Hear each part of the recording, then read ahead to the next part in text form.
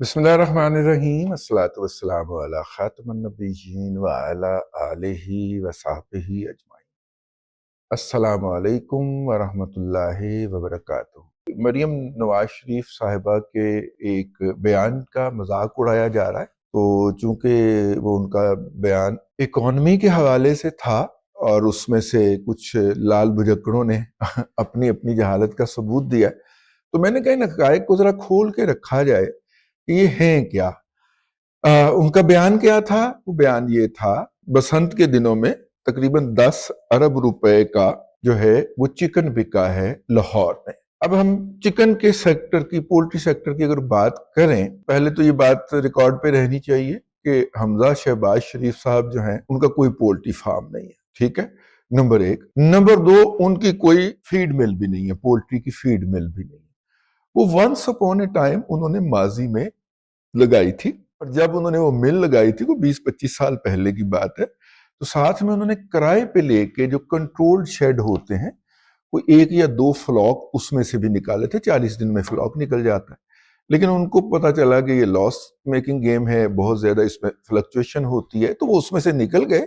और कुछ सालों के बाद उन्होंने वो मिल जो थी वो भी बेच दी। अब उनका पोल्ट्री के स्टेक के अंदर कोई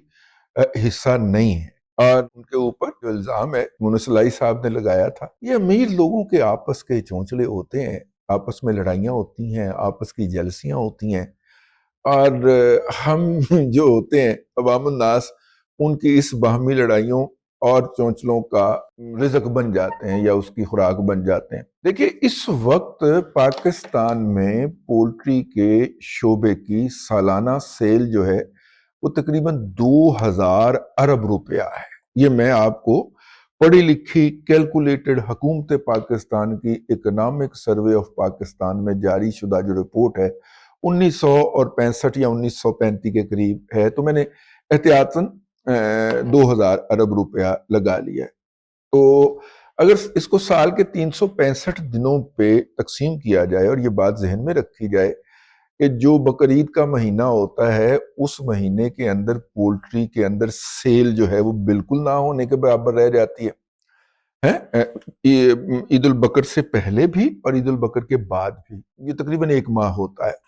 और जो शादियों का सीजन होता है उसमें इसकी सेल बहुत हाई हो जाती है। तो हम आपको एट एन एवरेज बता रहे हैं, यूं तकरीबन रोजाना पूरे पाकिस्तान में हर रोज 5 अरब रुपए का जो है वो बिकता है। बसंत की सेलिब्रेशन तकरीबन 4 दिन के ऊपर मुहित रही हैं। तो पूरे पाकिस्तान के अंदर जो पोल्ट्री सेल हुई है होगी इन 4 दिनों के अंदर, हम वो यूं करते हैं तकरीबन, बल्कि आप ये कह लीजिए कि तकरीबन रोजाना की 6 अरब रुपए की सेल है। 365 दिन होते हैं ना, ठीक है ना, तो 365 दिन जो हैं, अगर हम उसको 2000 के ऊपर तकसीम करें, वो तकरीबन 6 अरब रुपए रोजाना लगभग बन जाती है सेल। तो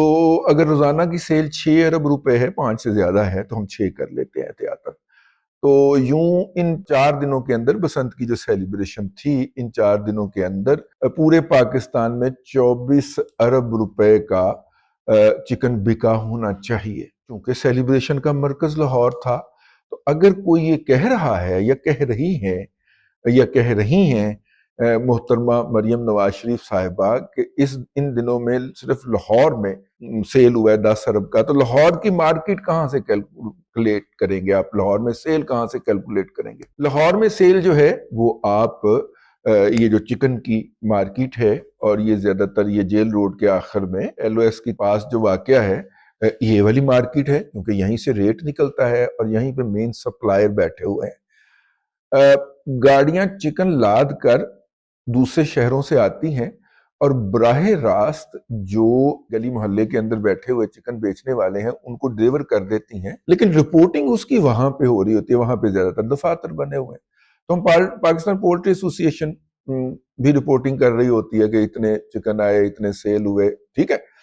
तो अब जनाब उस 24 अरब में से आधे से भी ज्यादा तकरीबन 40% अगर लाहौर में लग गया है तो कोई बड़ी बात नहीं है, मैं ये समझता हूं। मैं अब आपको उसकी एक ताज़ा तरीन मिसाल या بالکل لائیو مثال پیش کروں گا۔ اسار رانا صاحب ہیں، ہمارے دوست ہیں، بھائی ہیں، بڑے بھی ہیں مجھ سے، لیکن اسار رانا صاحب جو ہیں، ان کے جو داماد ہیں، انہوں نے بسنت منانے کے لیے اپنے گھر میں 2 بڑے لوہے کے ٹب جو ہوتے ہیں، ٹھیک ہے، اور لوہے کا ٹب لمبا سارا ہوتا ہے، وہ چکن میرینیٹ کرنے کے لیے، یعنی کہ اس کو سرکہ اور مسالے لگا کر رکھے کہ بسنت کے رات کو ہم نے باربیکیو بنانا ہے،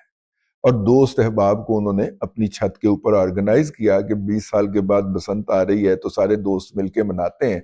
اور ان کے جو داماد کے دوست ہیں وہ فیملی سمیت وہاں پر آئے۔ اب اسار رانا صاحب جو ہیں ویسے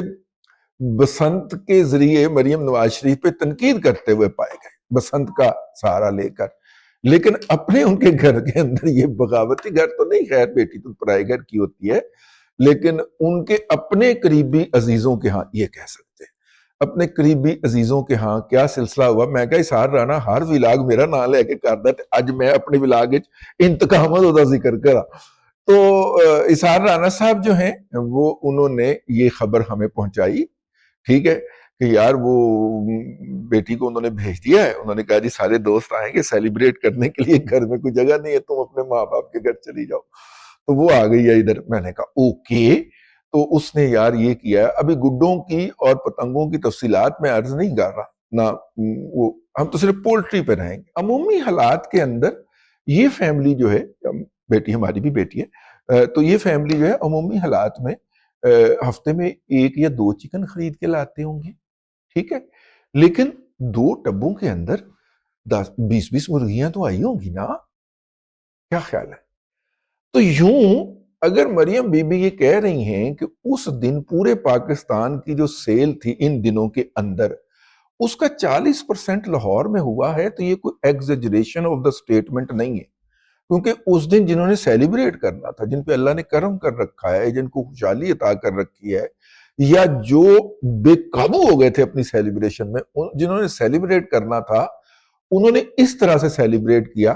تو اگر 10 ارب سے 11 ارب کے دوران چکن ان 4 دنوں کے اندر لاہور شہر میں بکا ہے تو یہ کوئی اچنبے کی بات نہیں ہے۔ کیلکولیشن میں نے آپ کے سامنے رکھ دی ہے،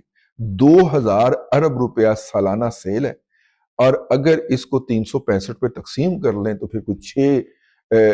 کے قریب تقریباً 6 ارب روپے روزانہ کی سیل نکلتی ہے۔ تو 4 دن کی سیلیبریشن تھی، تو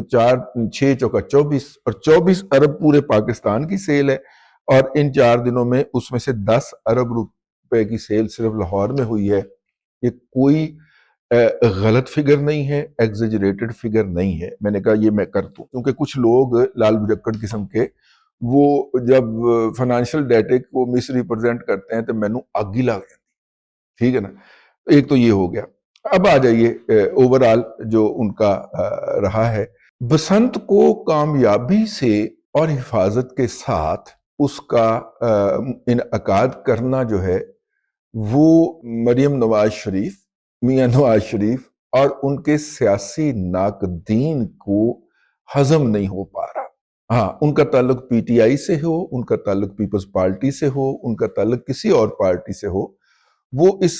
محفوظ، نسبتاً محفوظ، بہت کم کیجویلٹیز ہوئی ہیں۔ میں نے عرض کیا تھا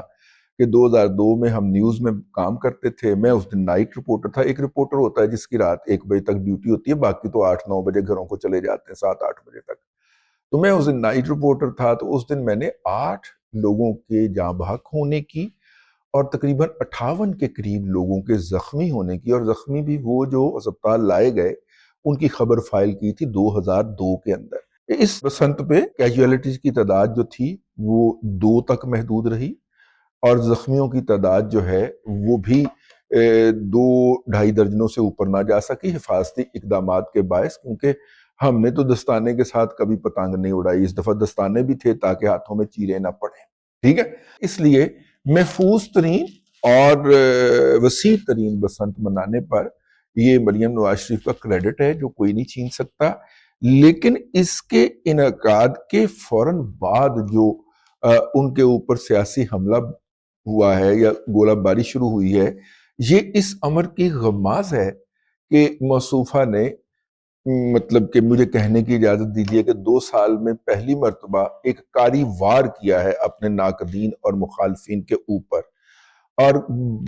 سرکار کا کوئی ہنگ اور پھٹکڑی نہیں لگی، نہ ہنگ لگی نہ پھٹکڑی، اور رنگ بھی چوکھا آ گیا ہے جو مخالفین سے برداشت نہیں ہو پا رہا۔ اور یہ بھی ذہن میں رکھیے کہ پہلے دن ہی دھماکہ ہوتے ہی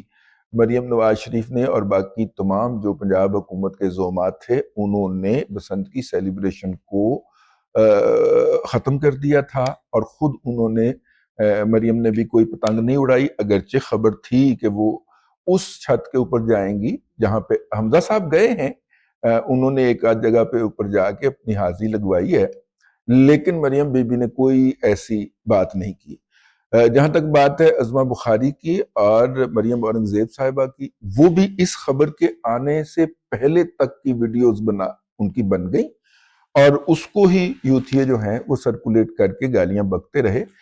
یہ جو دھماکہ جو ہوا اور جس کے اندر جو ہے وہ تقریباً 24 کے قریب اہل ایمان جو ہیں وہ اس دنیا سے چلے گئے، اور تقریباً 70 کے قریب جو ہے وہ شدید زخمی بھی ہیں۔ ایک زخمیوں میں سے پھر اللہ کو پیارا ہو گیا زخموں کی تاب نہ لاتے ہوئے۔ اب تک کے لیے اتنا ہی، اگلے ولاگ کے اندر آپ کی خدمت میں پھر حاضری ہوتی ہے۔ اللہ تبارک و تعالیٰ آپ کو آسانیاں عطا کرے اور آسانیاں خلق خدا میں تقسیم کرنے کی توفیق عطا کرے۔